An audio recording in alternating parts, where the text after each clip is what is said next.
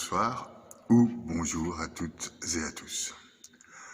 Aujourd'hui, je vais vous parler de l'Eucharistie. C'est un moment qu'on célèbre à l'Église tous les jours, ou en tout cas tous les dimanches. Et c'est un moment complètement mystique où nous recevons Dieu dans notre corps. Dieu qui s'est fait tout petit, possédant l'infini. Il s'est fait tout petit, il s'est mis dans une hostie et il rentre dans notre corps pour nous élever spirituellement.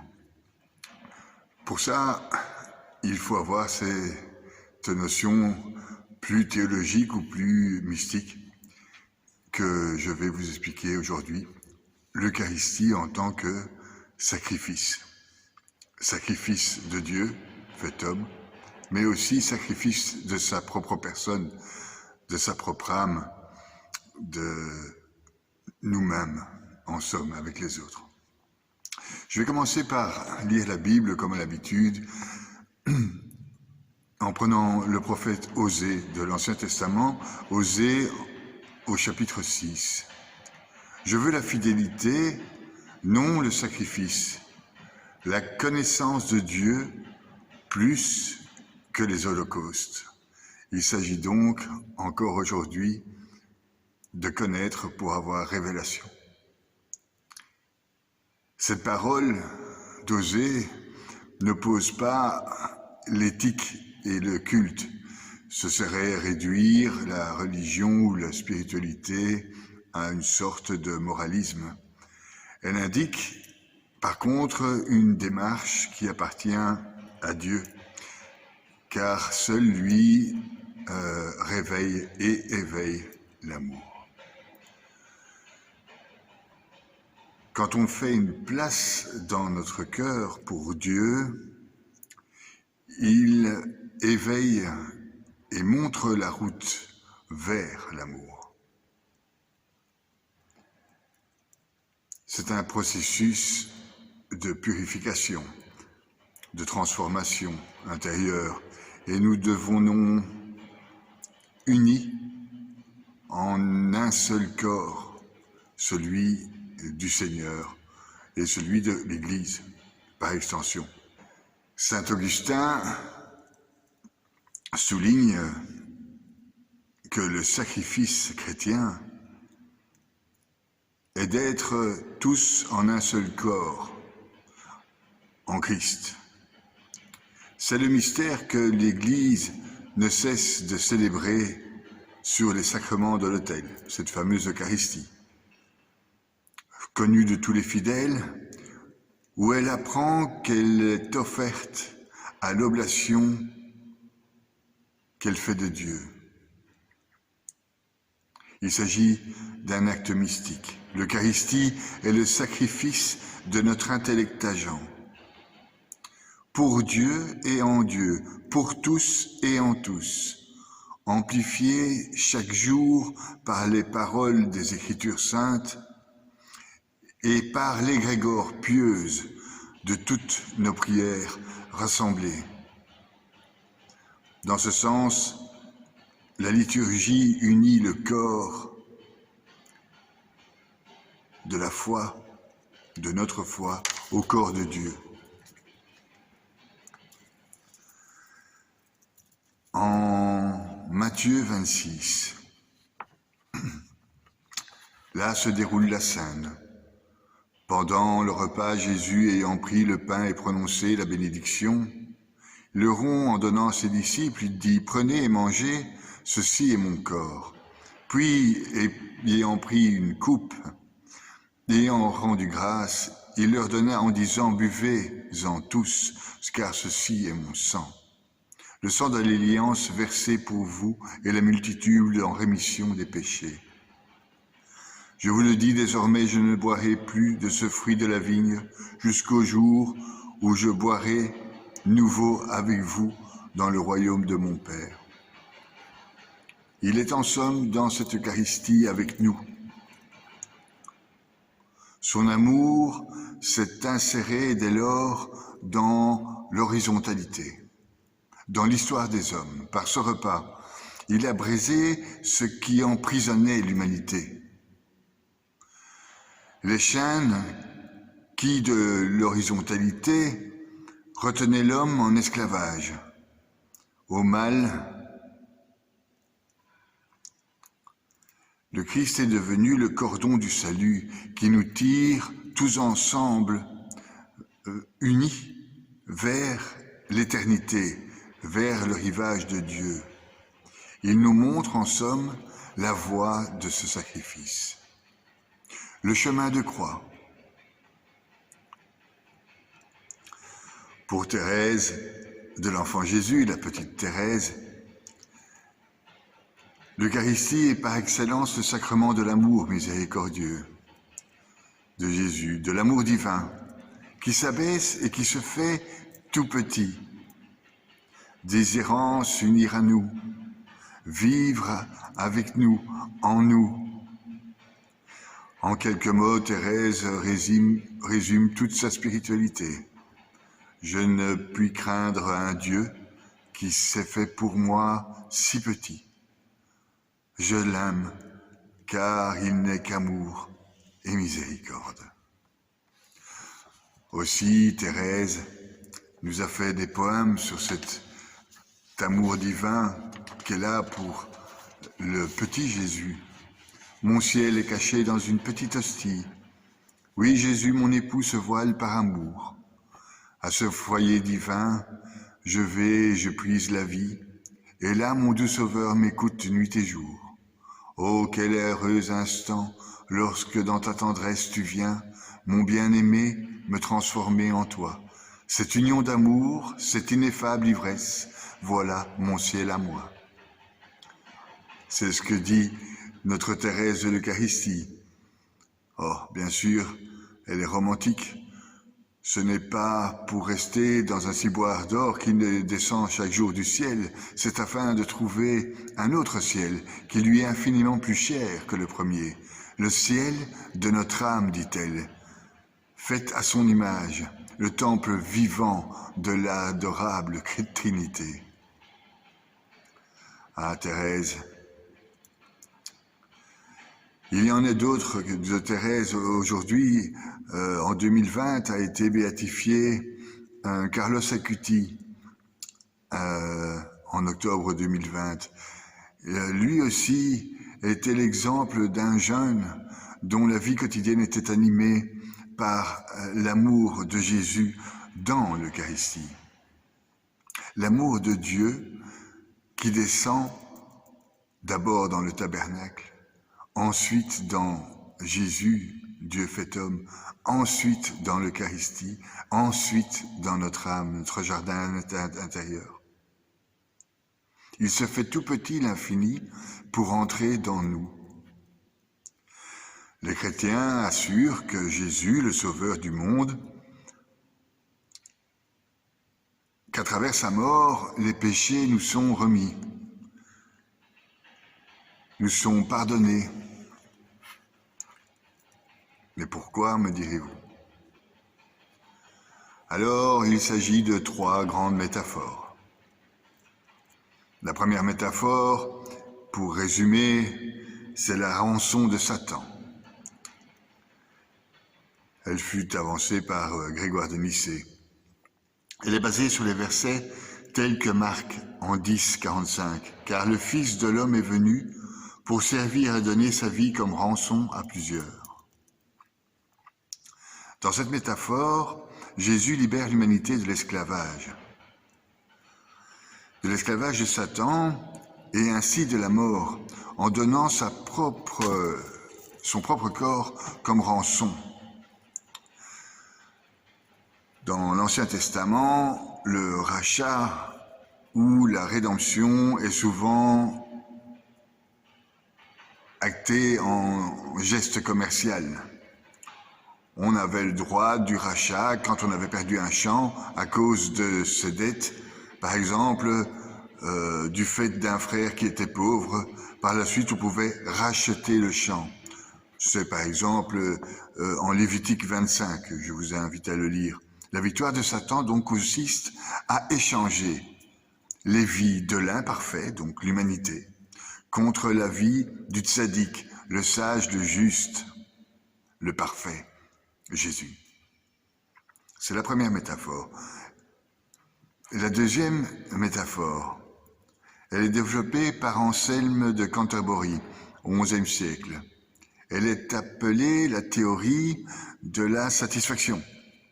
Selon cette image, l'humanité a une dette, non pas envers Satan, mais envers Dieu lui-même. Un souverain est capable de pardonner une insulte ou une offense en sa qualité personnelle, parce qu'il est souverain.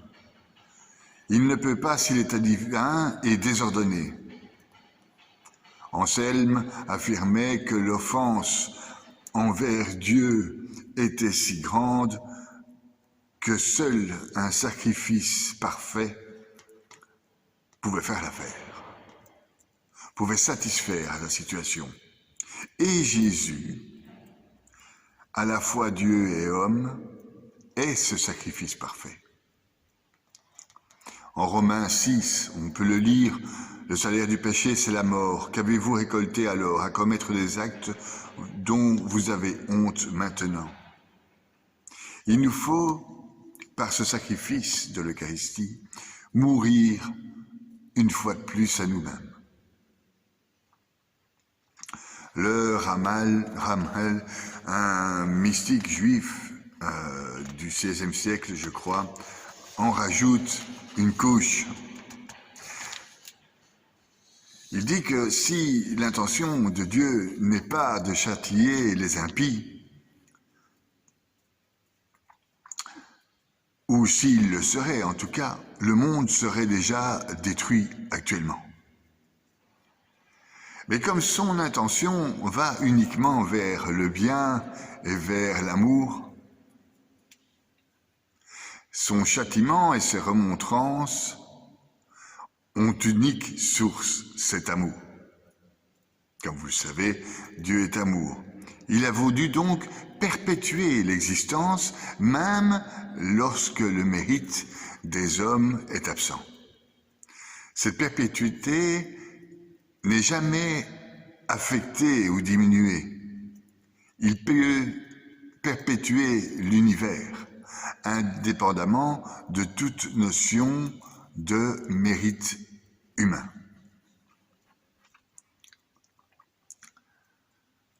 La substitution pénale considère l'homme pécheur comme étant soumis au courroux de Dieu.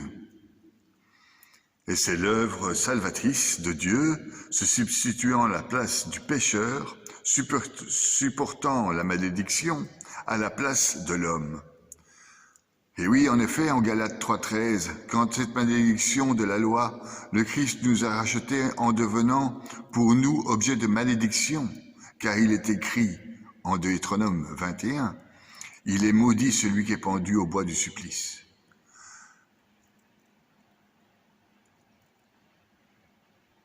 Ici, on voit Jésus comme recevant la punition en tant qu'exemple public. Et jusqu'à quel point Dieu peut aller pour faire respecter l'ordre moral. L'amour, c'est bien là la troisième métaphore. C'est celle de la guérison. La mort de Jésus sous la croix démontre l'étendue de l'amour de Dieu pour nous. Touchée par ce remarquable acte d'amour, l'humanité réagit. Depuis 2000 ans, elle est transformée par la puissance du Saint-Esprit.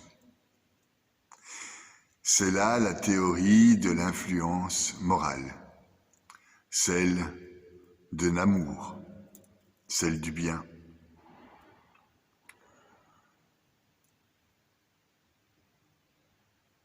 Dans l'Eucharistie, la croix a été pour nous la source donc de biens innombrables. Nous dit saint Jean Chrysostome, c'est elle qui nous a délivrés de l'erreur, qui nous a éclairés lorsque nous étions dans les ténèbres perdues, vaincue par les démons. Elle nous a réconciliés avec Dieu, cette hostie. Grâce à elle, nous n'errons plus dans le désert, car nous connaissons la véritable voie, le chemin. Nous habitons plus hors du royaume. Nous avons trouvé la porte. Nous ne craignons plus les traits enflammés des démons. Nous avons aperçu une source rafraîchissante. Par la croix, nous ne sommes plus dans le veuvage. Nous avons reçu l'époux. Nous ne redoutons plus le loup. Nous avons le bon pasteur. Par elle, nous craignons plus les tyrans. Nous sommes à côté du roi et voilà pourquoi nous sommes en fête en célébrant la mémoire lors de l'Eucharistie. Christ est à la fois prêtre et victime. Victime selon la chair, prêtre selon l'esprit. Il offrait et il était offert selon la chair, afin que ceux qui l'ont crucifié reconnaissent leur ingratitude et leurs erreurs, leur malice. Il leur fournira la preuve de leur imprudence. Le psaume 119 de David est éloquent à ce sujet. La croix est donc portée à l'œuvre et la vertu de l'amour, comme disait Thérèse, mourir d'amour. Elle détruit les ruses du serpent maléfique. Par elle, les temples ne sont plus remplis de sacrifices, de sang et de fumée, par l'odeur des victimes. Par lui, tout est devenu culte spirituel. Partout retentissent les hymnes et les prières. Grâce à la croix, les démons sont mis en fuite. Grâce à la croix, la nature humaine le dispute à la condition angélique. Voilà ce qu'il en est de notre Eucharistie dans les églises. Plus qu'un simple geste, plus qu'un simple repas. C'est toute une mystique intérieure qui agit dans notre âme, dans l'âme des autres et dans l'égrégore commune lors de nos prières. Notre nature humaine, finie donc, doit s'unir à l'infini, afin de pouvoir se satisfaire elle-même d'une manière infinie. Dieu a uni donc sa nature divine à notre nature humaine. Et dans cette union, on a le moyen d'une satisfaction parfaite. C'est en fait ce que notre essence humaine cherche. Nous sommes des hommes capables de Dieu, comparés aux animaux.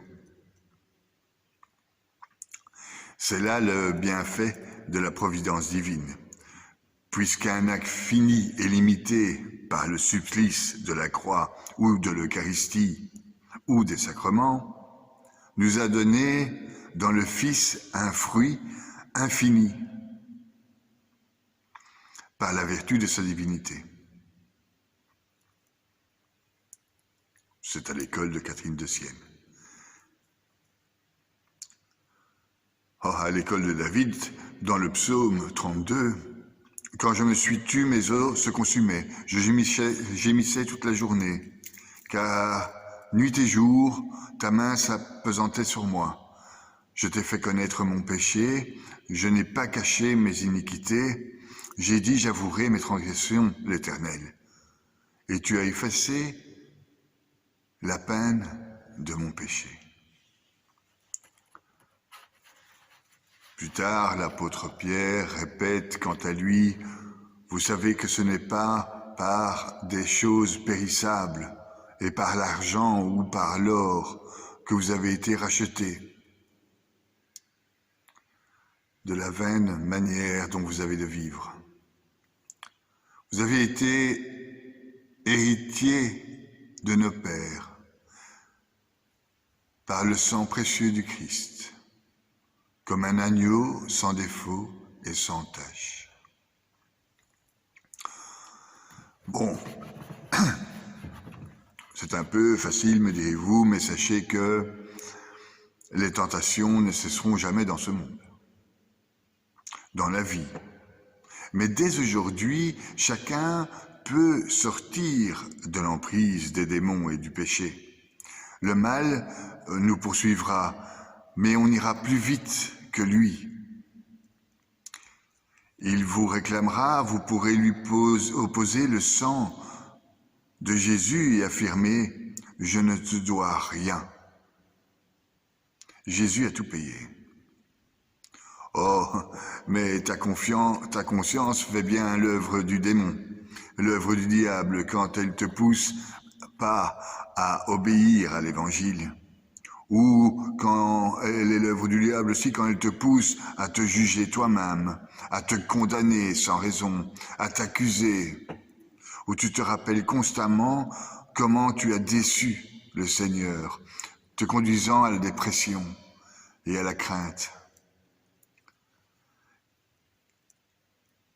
Les croyants doivent être les guerriers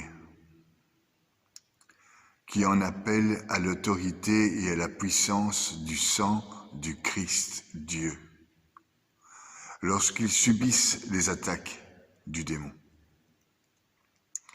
les attaques de l'ennemi, dirait David. Certains appellent leur meilleur ami ou un conseiller. D'autres se plaisent dans la peur et dans la condamnation. Dieu, lui, il veut qu'on écoute sa parole, qu'on aille vers sa gloire, dans son unité, car Dieu est un. Le sang des martyrs, quant à lui, est la sueur des saints de tous les temps, sont le prolongement de ce sang divin, la coupe du sang divin. Chacun d'eux ne pouvait-il pas répéter avec saint Paul « J'achève en ma propre chair ce que manque aux souffrances de Jésus-Christ. Nous sommes appelés à combattre Satan au nom du Christ. Le Père éternel exige que le sang de son Fils bien-aimé soit le bain qui purifie notre conscience. Ce sang de Jésus-Christ n'est pas donné avec parcimonie, mais avec une générosité digne de Dieu, c'est-à-dire infinie. L'enfant Dieu commence sa mission par la circoncision, le sang. Au jardin des Oliviers, la terre est arrosée de son sang.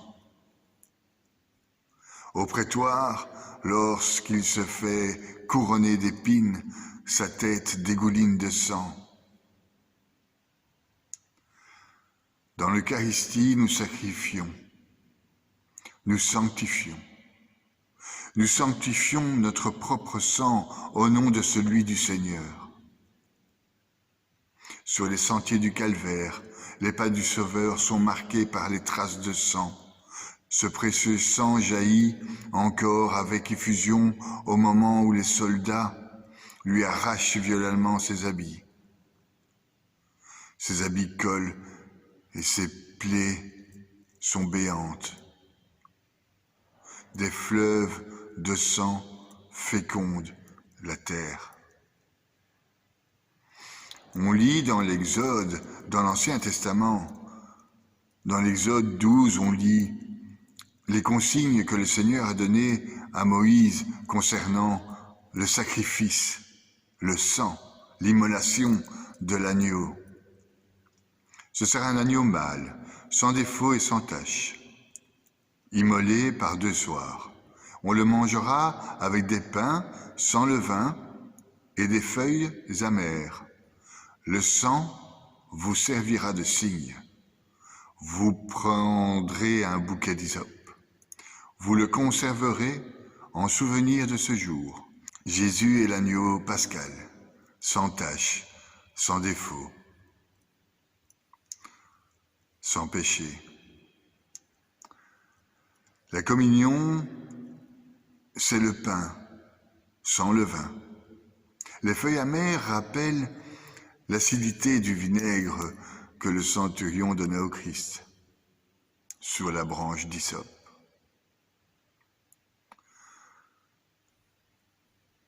Le pain de l'Eucharistie, c'est le corps du Christ. C'est aussi la nourriture de vie que l'homme doit soutenir au cours de son pèlerinage humain. Un peu comme la manne durant la traversée du désert. Comme nous dit sainte Catherine de Sienne, lors de ses dialogues avec Dieu, elle rend plus fort cette manne que ses ennemis, et nul ne peut le nuire s'il n'y consent dans sa volonté. Une vie droite et facile a été tracée par le sang de ma vérité incarnée, pour que l'homme puisse atteindre la fin que ma grâce lui a destinée. C'est le pain de la vie, le pain des anges, qui donne fin à celui qui le savoure, et qui laisse insensible celui qui n'en a pas le désir. Car cette nourriture doit être prise avec un saint désir et goûtée par un ardent amour. Tu vois, ma providence a donné à tous les hommes tous les secours dont ils sont nécessaires. Un seul corps qui, pour nous, est multitude. Rappelez-vous qu'on ne fait pas le pain avec un seul grain, mais avec beaucoup. Au moment des exorcismes, vous étiez en quelque sorte sous la meule. Vous avez été tous broyés. Au moment du baptême, vous avez été mouillés. Et vous deveniez comme cette pâte qui fait le pain. Et on vous a fait cuire. En quelque sorte, vous avez reçu les feux de l'amour, les feux de l'Esprit Saint. Dès lors, soyez ce que vous voyez, recevez ce que vous êtes. Le feu brûlant d'amour de Jésus, nous dirait la petite Thérèse. Au sujet de la coupe, rappelez-vous comment on fait du vin. De nombreux grains sont attachés à la grappe, mais le contenu du vin, c'est un seul liquide. Tous ensemble, dans une boisson unique. C'est ainsi que le Seigneur Jésus-Christ nous a représentés, tous dans cette unique âme. Il a voulu que nous lui appartenions, il a consacré sur la table de l'autel ce mystère qui nous amène la paix, ce mystère qui nous amène la paix dans son unité. Celui qui reçoit le mystère de cette unité, mais garde pas le lien avec la paix, reçoit un témoignage qui le condamne, au lieu de recevoir ce mystère pour son bien. Il est indiqué dans la Bible, avant de prendre les sacrements, avant de faire le sacrifice, réconcilie-toi avec ton frère, arrange tes problèmes. C'est dans ce sens-là qu'il faut aller vers l'Eucharistie. Quand nous prenons l'Eucharistie, nous formons un avec l'égrégore commune, l'égrégore d'amour pour lequel le Seigneur s'est sacrifié par son Fils, pour la gloire du Père et dans l'unité du Saint-Esprit.